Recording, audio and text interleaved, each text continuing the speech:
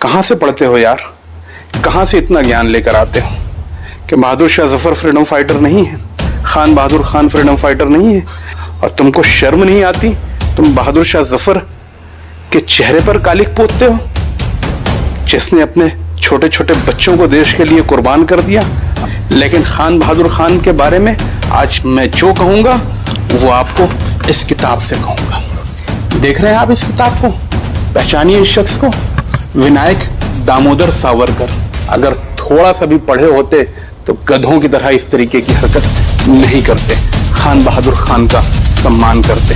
अस्सलाम वालेकुम, आदाब दोस्तों, मैं डॉक्टर ज़ियाउद्दीन सिद्दीकी, खोज इंडिया में आपका बहुत बहुत स्वागत है, इस्तकबाल है, हार्दिक स्वागत है।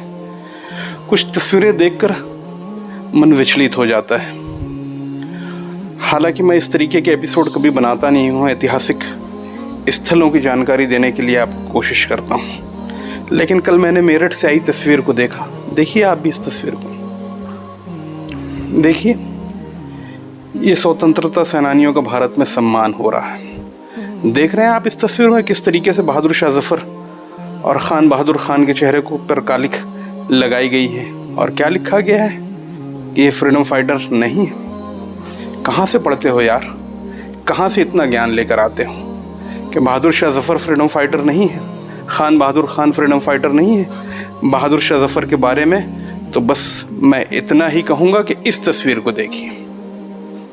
देखिए इस तस्वीर को, कैसे भारत का प्रधानमंत्री रंगून जब जाता है तो बहादुर शाह जफर की मज़ार पर चादर चढ़ाता है, नज़र आ रहा है, और कैसे नमस्तक हुआ है। यह है बहादुर शाह जफर का सम्मान। और तुमको शर्म नहीं आती? तुम बहादुर शाह जफर के चेहरे पर कालिक पोतते हो, जिसने अपने छोटे छोटे बच्चों को देश के लिए कुर्बान कर दिया, अपने जवान पोतों को देश के लिए कुर्बान कर दिया। वो भी अंग्रेज़ों से अगर मिल जाता तो जिस तरीके से राजपूताना के सारे किले आज वहाँ के राजाओं के पास हैं, और महाराज धीराज बनकर आज वो घूम रहे हैं, राज कर रहे हैं, ऐश कर रहे हैं, सम्मानीय है, उसी तरीके से दिल्ली के लाल किले में भी बहादुर शाह जफर का ख़ानदान बैठा हुआ होता। लेकिन उसने अंग्रेज़ों की वफादारी नहीं, देश की वफादारी को चुना और अपना सर्वोच्च बलिदान देश के लिए दिया। तुमको शर्म नहीं आई बहादुर शाह जफर के चेहरे पर कालिक पोतने में? कितनी नफरत तुम लोग करोगे? तस्वीर में देखिए, देखिए फिर से इस तस्वीर को दिखाइए। आपने खान बहादुर खान के चेहरे पर कालिक पोत दी, बहादुर शाह जफर के चेहरे पर कालिक पोत दी। बगल में एक तस्वीर आपको और दिखाई दे रही है, बाबू कुंवर सिंह की, 80 साल का बूढ़ा आरा का बादशाह जो अंग्रेज़ों से लड़ता रह गया, लड़ते लड़ते रहा जिंदगी भर। उसके चेहरे पर आपने कालिक नहीं पोती, सिर्फ इसीलिए ना कि उसका नाम कुंवर सिंह है, बहादुर शाह जफर नहीं है। अरे नाम से इतनी नफरत है तो कहाँ कहाँ मिटाओगे? आपको मिटाना है तो अमित शाह के नाम में से शाह निकाल दीजिए। आप निकालोगे? वो भी फारस से आया हुआ शब्द है। वो मुग़ल सराय का नाम बदल दिया आपने, मुग़ल सराय पे दीनदयाल उपाध्याय का नाम आपने के पर रख दिया। क्या दीनदयाल उपाध्याय में से दीन शब्द आप हटा सकते हो? वो भी अरबी ज़बान का शब्द है। खैर, ये आपकी राजनीति महत्वाकांक्षा हो सकती है, आप करिए, मुबारक आपको, आप सारे हिंदुस्तान के नाम बदल लीजिए, लेकिन कम से कम इन स्वतंत्रता सेनानियों का अपमान तो मत कीजिए। कहाँ से पढ़ते हो आप? आज मैं बात करूँगा इस एपिसोड में खान बहादुर खान के बारे में। कौन है ये खान बहादुर खान? इनका सम्मान क्यों होना चाहिए? अगर विकिपीडिया पर भी देखोगे तो पता लग जाएगा कि खान बहादुर खान कौन है। लेकिन खान बहादुर खान के बारे में आज मैं जो कहूँगा वो आपको इस किताब से कहूँगा। देख रहे हैं आप इस किताब को? पहचानिए इस शख्स को, विनायक दामोदर सावरकर। 1857 का स्वतंत्र समर जिन्होंने लिखी है ये शानदार किताब, ये सावरकर जी के जीवन के शुरुआती किताबों में से है। बहुत शानदार किताब है, आप इसको पढ़िए। उन्होंने इसमें खान बहादुर खान की तारीफ में लिखा है। अगर थोड़ा सा भी पढ़े होते तो गधों की तरह इस तरीके की हरकत नहीं करते, खान बहादुर खान का सम्मान करते। अरे 10 मई 1857 को जब आज़ादी की क्रांति मेरठ में गूंजी तो उसके बाद होता क्या है? वो चिंगारी दिल्ली से होते हुए बरेली आने में टाइम नहीं लगता है। ये खान बहादुर खान है कौन? हाफिज़ रहमत का पोता है। हाफिज़ रहमत कौन? रोहिलखंड का आखिरी स्वतंत्र नवाब, वो बहादुर नवाब जिसने कहा जाता है कि नादिर शाह दुर्रानी से भी मुकाबला किया था और सारी ज़िंदगी दिल्ली सल्तनत का वफादार रहा। उसका पोता है ये खान बहादुर खान। डिप्टी के नाम से फेमस था, जज था, लेकिन जब इसने देखा कि मेरठ में क्रांतिकारियों ने आंदोलन शुरू कर दिया है, आज़ादी की लड़ाई शुरू कर दी है, बहादुर शाह जफ़र का ऐलाननामा आ चुका है, तो इसने भी बरेली की धरती से बगावत की। 31 मई को बरेली की धरती में वो बगावत हुई जिसके बारे में मैं आपको अब बताऊंगा कि खान बहादुर खान कौन है। सावरकर की ज़बानी।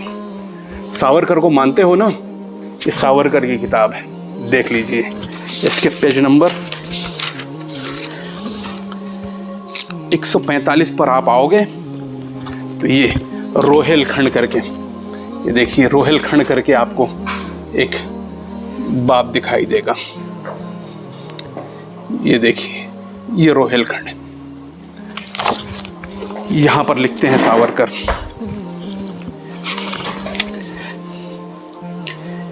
सावरकर ने किस तरीके से तारीफ़ें लिखी हैं, इसी बाब में आप पेज नंबर 148 पर आ जाइए। लिखते हैं,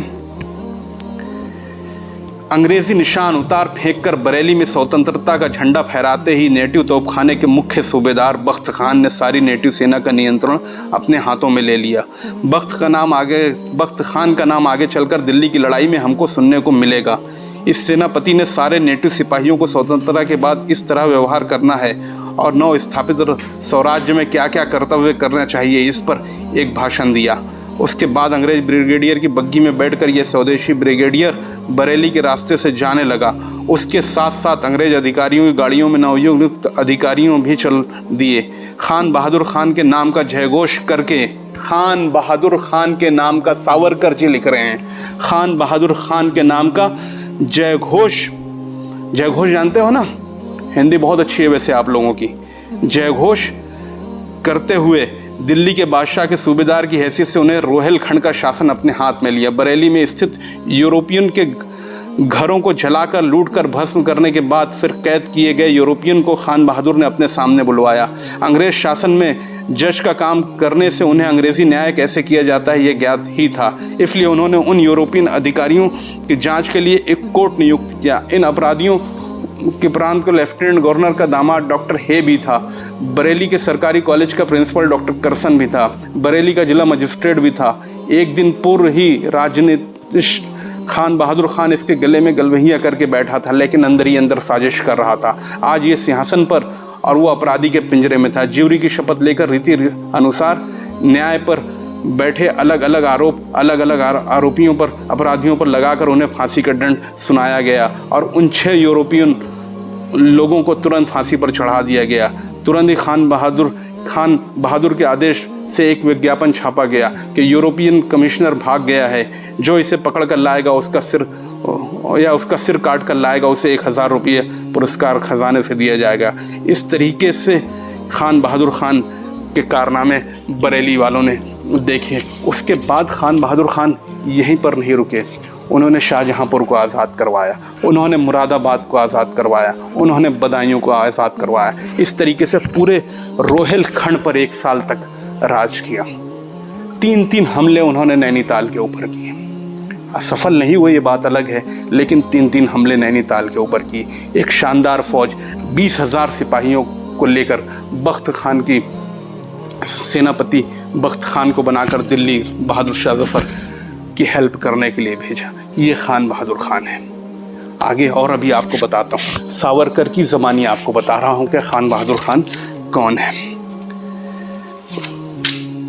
आगे लिखते हैं सावरकर, आप देखिए,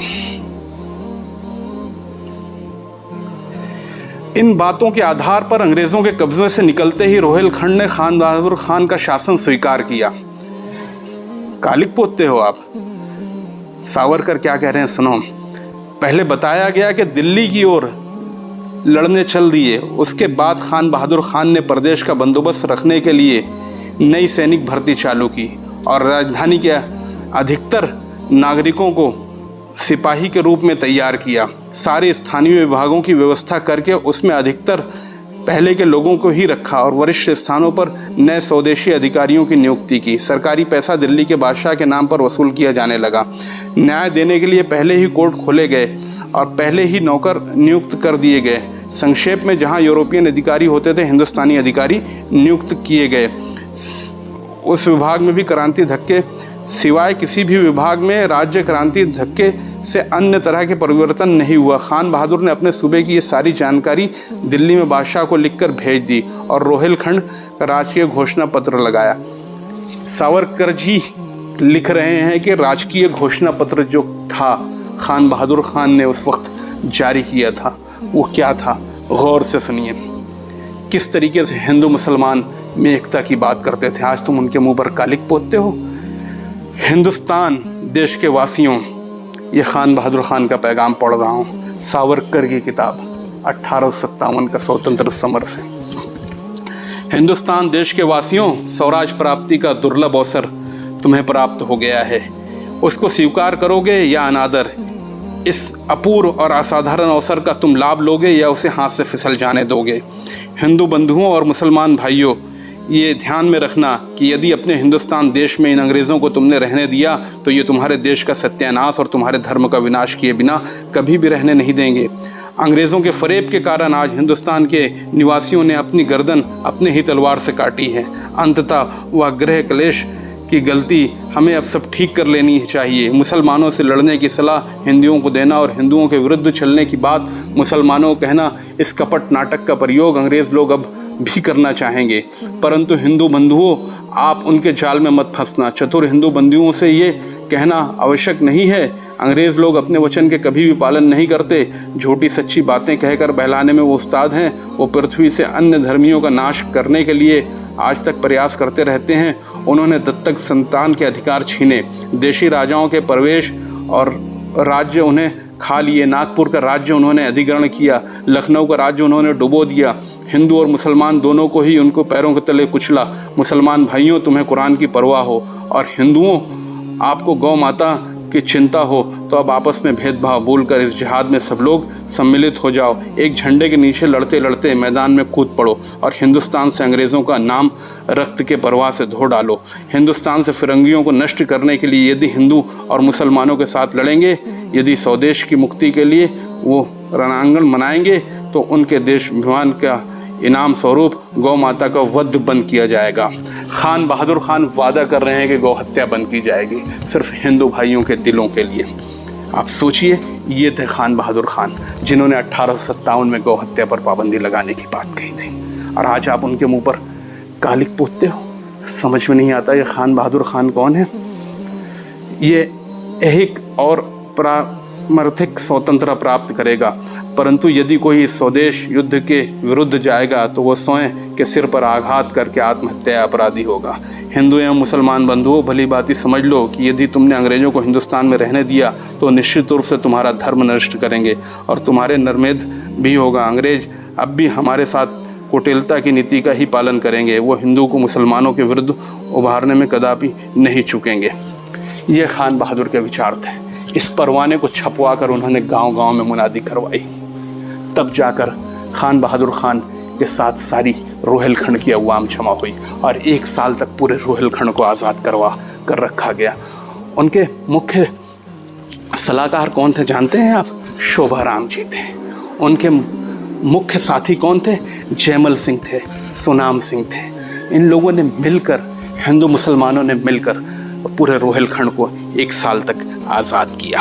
लेकिन अंग्रेज़ों ने फिर छल कपट के जरिए एक बड़ा हमला 4 मई सन 1858 को नरकटिया नदी के किनारे कर दिया, और जिसमें खान बहादुर खान के लश्कर को हार हुई। उसके बाद खान बहादुर खान रुके नहीं, वहाँ से सीधे अवध चले गए, बेगम हज़रत महल के पास चले गए। वहाँ से नाना साहब पेशवा, खान बहादुर खान, बेगम हज़रत महल ने मिलकर अंग्रेज़ों के खिलाफ अपना संघर्ष जारी रखा। उसके बाद ये सारे के सारे लोग नेपाल चले गए। नेपाल में 2 साल तक भूमिगत रहकर स्वतंत्रता संग्राम की लड़ाई को जारी रखा। लेकिन लाला जंग बहादुर, क्या कहते हैं, राणा जंग बहादुर, नेपाल का जो राजा था, उसकी मुखबिरी से खान बहादुर खान को गिरफ्तार करके लखनऊ अंग्रेज़ लेकर आते हैं। कुछ महीने लखनऊ में रखते हैं, उसके बाद बरेली लेकर आते हैं। क्या करते हैं उनके साथ? मुकदमा चलवाते हैं, बेड़ियाँ पूरे जिस्म में लाद कर उस आदमी को कचहरी से जिला जेल तक लेकर जाया जाता है।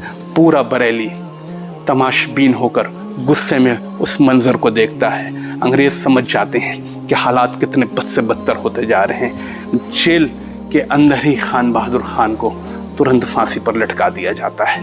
और खोदने का आजकल तुमको बहुत शौक़ है ना, आज भी अगर मैं दावे के साथ कहता हूँ खान बहादुर खान की कब्र को अगर खोला जाए तो बेड़ियों के साथ अगर वो मिलेंगे, क्योंकि अंग्रेज़ों ने उनको बेड़ियों सहित उसी जेल में दफन कर दिया था। बहुत शर्म की बात है कि तुम खान बहादुर खान को नहीं जानते, उन लोगों को नहीं जानते जिन्होंने इस देश के लिए, इस मिट्टी के लिए अपना सर्वोच्च बलिदान दिया, अपना सब कुछ लुटा दिया, नन्हे मुन्ने मासूम बच्चों तक की ज़िंदगियों को दांव पे लगा दिया। शर्म आती है इस तरीके की हरकत देखकर। आप धर्म के आधार पर स्वतंत्रता सेनानियों का चयन करोगे? आप धर्म के आधार पर उनके चेहरे पर कालिक पोतोगे? मैं मांग करूंगा भारत के प्रधानमंत्री से, उत्तर प्रदेश के मुख्यमंत्री से कि मेरठ में ये जो घटना हुई है इसका आप स्वयं संज्ञान लीजिए और आरोपियों को चिन्हित करके उनके कड़ी से कड़ी सजा दें, ताकि भारत के स्वतंत्रता सैनिकों का इस तरीके का अपमान कभी कोई करने की जुर्रत नहीं कर सके। जय हिंद।